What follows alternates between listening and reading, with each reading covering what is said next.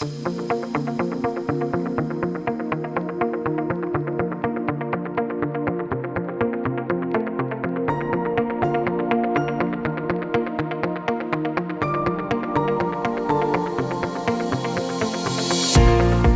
me, I think the broken file retrieval is the most impressive because we read a lot of papers on the internet from Yoshi, and it's most like the theory.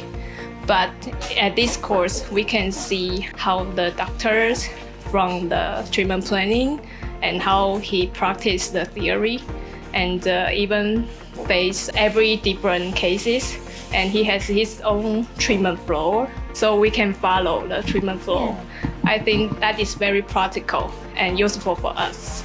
And make it a rule that us can step by step to perform that 100%. Yeah. I think Dr. Terauchi's course is very logic because from crown removal, porcelain removal, and all filling material removal, these works always we meet in the clinical practice. I think the MTA obturation is also very impressive. Yeah, because we still use like GP, Gutta-percha, and sealer.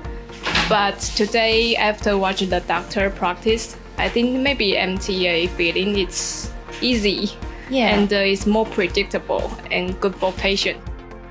Yesterday course, my impressive part is MTA removal. Because very review article said MTA material cannot be retrieved. So yesterday I learned how to remove MTA obturation material. So this is my impressive part. I always think separate instrument removal is unpredictable. But Dr. Terauchi's technique, I think the most important is evidence-based and predictable and reproducible. I think Dr. Terauchi taught his protocol. I think separate instrument removal, I think is more easier. He set the goal and set the rule for us, and we can follow, not just imagine. So I think it is important for us